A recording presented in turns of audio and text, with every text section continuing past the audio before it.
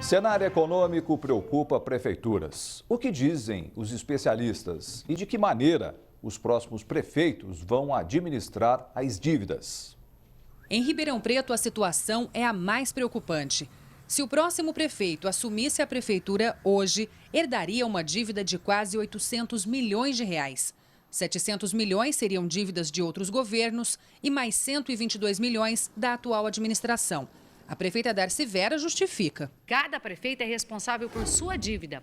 A dívida da administração Darcy Vera durante esses 8 anos são de 122 milhões de investimentos. Este advogado rebate. O gestor público não pode justificar que recebeu a administração pública simplesmente com uma dívida como justificativa para que ele também entregue com uma dívida muito maior do qual pegou. Esse endividamento poderia não ser negativo, poderíamos ter dívidas no município, entretanto, se tivéssemos a contrapartida dos benefícios para o cidadão. Diante do déficit milionário, a chefe do executivo autorizou em 2013 a retirada indevida de quase 50 milhões de reais do IPM, Instituto de Previdência dos Municipários. A atitude foi objeto de análise pela OAB e questionada pelo Ministério Público, que pediu o afastamento de Darcy Vera do cargo para que se apure toda a situação. O fato é que talvez Ribeirão Preto não estivesse em uma situação tão preocupante se a Câmara de Vereadores fosse mais rígida com as contas do Executivo.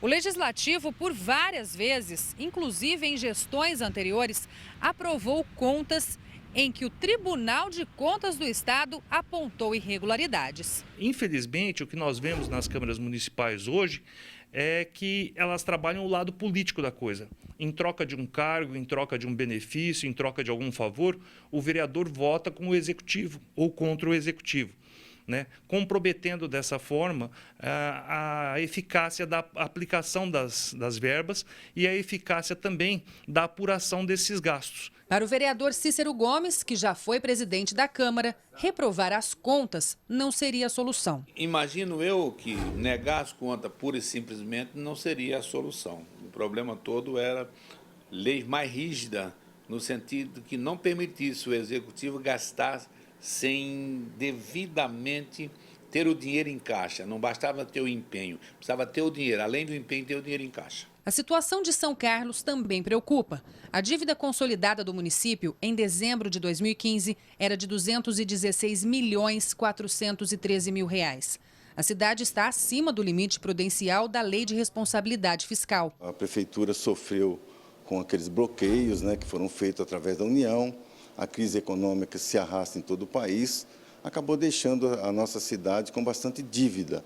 Foram pagas aquelas dívidas que a União acabou fazendo sequestro nos cofres públicos e a Prefeitura acaba fazendo uma nova dívida quando tem que pagar uma dívida antiga. O Executivo de São Carlos faz uma alegação já há muito tempo de que a falta da presença do governo federal na transferência de renda, na participação mais ativa nos recursos do município, seria, em média, o responsável por essa situação. É uma desculpa que pode ter um fundo de verdade, mas que não deve ser aceita, tolerada da forma como está sendo para o município. O próximo prefeito terá um grande desafio. A expectativa, sim, é que feche com uma dívida menor, muito embora os indicadores financeiros do primeiro bimestre de 2016 apontam para uma queda de arrecadação. O que nós temos que fazer agora é fazer a lição de casa com relação à redução de custos. Foram sacados 75 milhões de reais dos cofres públicos municipais e esse valor agora da parcela que nós estamos fazendo uma renegociação com o Tesouro Nacional, esse valor da parcela vai ser em torno de 360 mil reais por mês. Franca tem hoje uma dívida fundada, adquirida de anos anteriores, na casa de 42 milhões de reais. Mas não tivemos acesso ao balanço financeiro de 2015. Não está disponível na internet e a Prefeitura não soube informar. O fato é que as contas de 2013 do atual prefeito foram rejeitadas pelo TCE. O órgão apontou que o governo deixou de investir 2 milhões de reais na educação. Se o tribunal, que é um órgão auxiliar das câmaras municipais, nos remete a prestação de contas com uma ressalva, no mínimo nós temos que analisar. Porque o Tribunal de Contas, ele não condena ninguém, ele orienta, ele mostra.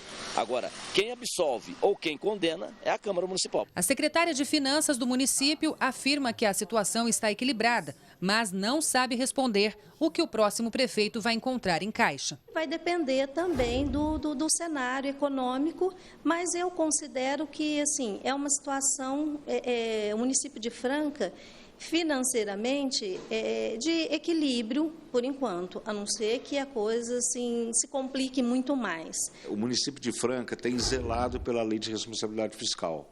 Quer dizer, os gastos com o pessoal não ultrapassam os 50% previstos pela lei. Então, isso significa que há uma preocupação com a gestão dos recursos públicos por parte da administração. Já Sertãozinho está otimista. O município fechou 2015 com saldo negativo de R$ 1.700.000. Mas, como teve superávit nos anos anteriores, ao abater o déficit, a cidade conta com mais de 3 milhões em caixa. A prefeitura chegou a herdar mais de 16 milhões em dívidas e tem conseguido fazer a lição de casa. Lá em 2013, nós tivemos um superávit orçamentário de 17 milhões. Então, naquele ano sobrou 17 milhões. Aí, no ano 2014, nós tivemos um déficit, e 2015 um déficit, só que como nós tínhamos aquele superávit de 2013, então, você ainda está no azul, ainda tem um superávit financeiro de 3 milhões e 700. Segundo o presidente da Câmara, a Prefeitura tomou todas as medidas necessárias para entregar o caixa com superávit ao próximo prefeito. Nós estamos desde 2012, o Tribunal de Contas do Estado tem aprovado as contas do Executivo e a Câmara nada mais faz do que referendar. Então, ele está fazendo de tudo os ajustes para que chegue ao chegar ao final do ano, vai estar com saldo positivo, com certeza. Araraquara também tem o caixa no azul. Fechou 2015 com saldo positivo, R$ 21 milhões e superávit de 28 milhões. A situação é muito favorável a Araraquara, na medida em que o relator das nossas contas, o conselheiro Roque Cidadini, deu um parecer amplamente favorável à aprovação das contas.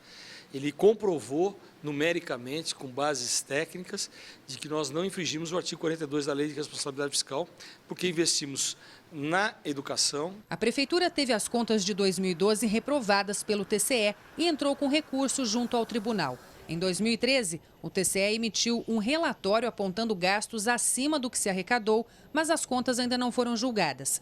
Segundo o presidente da Câmara, os pareceres do tribunal normalmente são favoráveis, mas quando há rejeição, a Câmara analisa. Porém, revela que muitas vezes a decisão do Legislativo não leva em conta os fatos reais. Eu diria já que quase 100% das câmaras fazem uma análise mais política do que contábil, do que legal nesse aspecto. Renata Carvalho para o Jornal da Clube.